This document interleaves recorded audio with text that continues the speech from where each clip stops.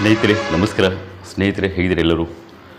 ಸ್ನೇಹಿತರೆ ಯಾರಾದರೂ ಮೊದಲನೇ ಬಾರಿ ನಮ್ಮ ಚಾನಲ್ ನೋಡ್ತಿದ್ರೆ ಈಗಲೇ ಸಬ್ಸ್ಕ್ರೈಬ್ ಮಾಡ್ಕೊಳ್ಳಿ. ಹಾಗೆ ಪಕ್ಕದಲ್ಲಿ ಕಾಣುವಂತಹ ಬೆಲ್ ಐಕಾನ್ ಒತ್ತಿ. ಈ ರೀತಿ ಮಾಡೋದ್ರಿಂದ ನಾನು ಮಾಡುವಂಥ ಎಲ್ಲ ಸುದ್ದಿಗಳು ನೀವು ಯೂಟ್ಯೂಬ್ ಚಾನಲ್ ಹೋದ ತಕ್ಷಣ ನೋಟಿಫಿಕೇಷನ್ ಬರುತ್ತೆ. ಹಾಗೆ ನೋಡ್ಬೋದು. ಯಾರೇ ಆಗಲಿ ನಿಮಗೆ ಶೇರ್ ಮಾಡೋ ಅವಶ್ಯಕತೆ ಇಲ್ಲ. ಹಾಗೆ ಸುದ್ದಿ ಇಷ್ಟ ಆದರೆ ನೀವು ಲೈಕ್ ಮಾಡಿ, ಶೇರ್ ಮಾಡಿ, ಹಾಗೆ ನಿಮ್ಮ ಸ್ನೇಹಿತರಿಗೆಲ್ಲ ಶೇರ್ ಮಾಡಿ ಅಂತ ಹೇಳ್ತಾ, ಸ್ನೇಹಿತರೆ ಈ ವಿಡಿಯೋನಲ್ಲಿ ವಿಷಯ ಏನಂತ ಹೇಳಿದ್ರೆ, ಹವಾಮಾನ ವರದಿಯ ಪ್ರಕಾರ ಈ ನಮ್ಮ ಕರ್ನಾಟಕ ರಾಜ್ಯದಲ್ಲಿ ಮುಂದಿನ 3 ದಿನಗಳಲ್ಲಿ ತುಂಬ ಭಾರಿ ಮಳೆ ಇದೆ, ತುಂಬಾ ಜಾಸ್ತಿ ಮಳೆ ಇದೆ. ತಾವೆಲ್ಲ ಏನಾದರೂ ಆಚೆ ಹೋಗುವ ಪ್ರಯಾಣಗಳು ಇಟ್ಕೊಂಡಿದ್ರೆ ಆಗೋದಾದರೆ ಮುಂದೆ ಹಾಕ್ಕೊಳ್ಳೋದು ತುಂಬ ಉತ್ತಮ ಆಗುತ್ತದೆ. ಯಾಕೆಂದರೆ ತುಂಬ ಜಾಸ್ತಿ ಮಳೆ ಇದೆ ಈ 3 ದಿನಗಳಲ್ಲಿ. ಮುಂದಿನ 3 ದಿನಗಳಲ್ಲಿ ಕನಿಷ್ಠ 15ನೇ ತಾರೀಕುವರೆಗೂ ಅಂದ್ಕೊಳ್ಳಿ, ಇನ್ನೊಂದು ದಿನ ಜಾಸ್ತಿ ಅಂದ್ಕೊಳ್ರಿ. ಈ 15ನೇ ತಾರೀಕುವರೆಗೂ ಈ ಜಿಲ್ಲೆಗಳಲ್ಲಿ ತುಂಬಾ ಜಾಸ್ತಿ ಮಳೆ ಇದೆ. ಆಚೆ ಹೋಗುವ ಪ್ರಯಾಣಗಳು ಇಟ್ಕೊಂಡಿದ್ರೆ ದಯಮಾಡಿ ಕಡಿಮೆ ಮಾಡಿಕೊಳ್ಳಿ. ಅದರ ಜೊತೆ ಸಂಜೆ 3 ಗಂಟೆ ಮೇಲೆ ಅಂತೂ ದಿನ ಈ ಜಿಲ್ಲೆಗಳಲ್ಲಿ ಜಾಸ್ತಿ ಭಾರಿ ಮಳೆ ಇದೆ. ಆ ಮಳೆ ಅಂದರೆ ವೇಗವಾಗಿ ಗಾಳಿಯ ಮುಖಾಂತರವಾಗಿ ಬರ್ಬೋದು. ಗುಡುಗು ಮಿಂಚಿನ ಸಮೇತ ಮಳೆ ಬರುವ ಸಾಧ್ಯತೆ ತುಂಬ ಇದೆ. ಹಾಗಾಗಿ ತಾವೆಲ್ಲ ಏನಾದರೂ ಆಚೆ ಹೋಗುವ ನಿರೀಕ್ಷೆಗಳು ಇಟ್ಕೊಂಡಿದ್ರೆ, ಹೋಗಬೇಕಂತ ಫಿಕ್ಸ್ ಆಗಿದರೆ ಮುಂದಿನ ದಿನಗಳಲ್ಲಿ ಪೋಸ್ಟ್ಪೋನ್ ಮಾಡ್ಕೊಳ್ಳೋದು ಉತ್ತಮ ಅಂತ ಹೇಳ್ತೀನಿ.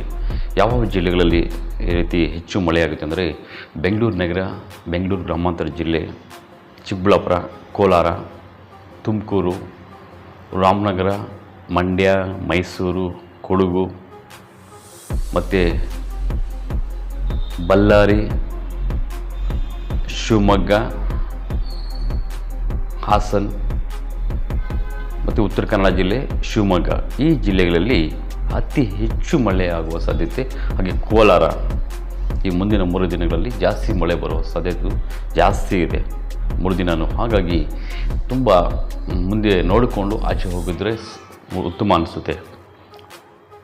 ಯಾಕಂದರೆ ಮುಂಗಾರು ಮಳೆಗಳಲ್ಲಿ ತುಂಬ ಅತಿ ಹೆಚ್ಚು ವೇಗವಾಗಿ ಗಾಳಿಯ ರಭಸ ಜಾಸ್ತಿ ಬರ್ತಾ ಇರುತ್ತೆ. ಗಾಳಿಯ ವೇಗಕ್ಕೆ ಕೆಲವೊಂದು ಕಡೆ ತುಂಬ ಮರಗಳು ಬಿದ್ದೋಗೋದು, ಇಲ್ಲಾಂದರೆ ಅಲ್ಲಿ ರಸ್ತೆಗಳು ಅಡ್ಡಿ ಮರಗಳು ಬಿದ್ದೋಗಿರ್ತವೆ, ಆಯಿತಾ? ಹಾಗಾಗಿ ನೋಡಿಕೊಂಡು ಆಚೆ ಪ್ರಯಾಣ ಮಾಡೋದು ಉತ್ತಮ ಅನಿಸುತ್ತೆ.